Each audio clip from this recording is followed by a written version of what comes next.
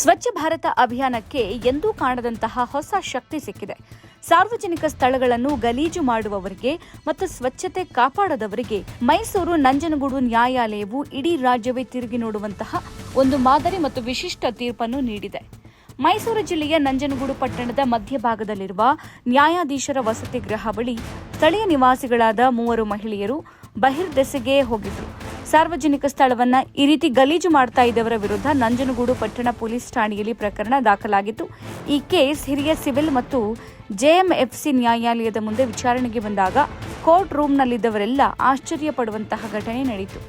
ಸಾಮಾನ್ಯವಾಗಿ ಇಂತಹ ಪ್ರಕರಣಗಳಲ್ಲಿ ಕೋರ್ಟ್ ಹಣದ ರೂಪದ ದಂಡ ಅಥವಾ ಜೈಲು ಶಿಕ್ಷೆ ವಿಧಿಸುತ್ತೆ. ಆದರೆ ಇಲ್ಲಿನ ನ್ಯಾಯಾಧೀಶರು ಸಾರ್ವಜನಿಕರಲ್ಲಿ ನೈರ್ಮಲ್ಯದ ಬಗ್ಗೆ ಅರಿವು ಮೂಡಿಸಲು ಅತ್ಯಂತ ವಿಭಿನ್ನವಾದ ಸಮುದಾಯ ಶಿಕ್ಷೆಯನ್ನು ಪ್ರಕಟಿಸಿದ್ದಾರೆ. ಇದರ ಪ್ರಕಾರ ಈ 3 ಮಹಿಳೆಯರು ಯಾವುದೇ ದಂಡ ಕಟ್ಟಬೇಕಾಗಿಲ್ಲ. ಬದಲಾಗಿ ಮೇ 25ರವರೆಗೆ ಪ್ರತಿದಿನ ಪ್ರಸಿದ್ಧ ನಂಜುಂಡೇಶ್ವರ ದೇವಾಲಯದ ಆವರಣವನ್ನು ಸ್ವಚ್ಛಗೊಳಿಸುವ ಕೆಲಸವನ್ನು ಮಾಡಬೇಕಾಗಿದೆ. ತಪ್ಪಿತಸ್ಥರು ತಾವು ಮಾಡಿದ ತಪ್ಪನ್ನು ತಿದ್ದಿಕೊಳ್ಳಲು ಮತ್ತು ಸಾರ್ವಜನಿಕ ಸ್ಥಳಗಳನ್ನು ಸ್ವಚ್ಛವಾಗಿಡಲು ಇದೊಂದು ಐತಿಹಾಸಿಕ ಹೆಜ್ಜೆಯಾಗಿದೆ.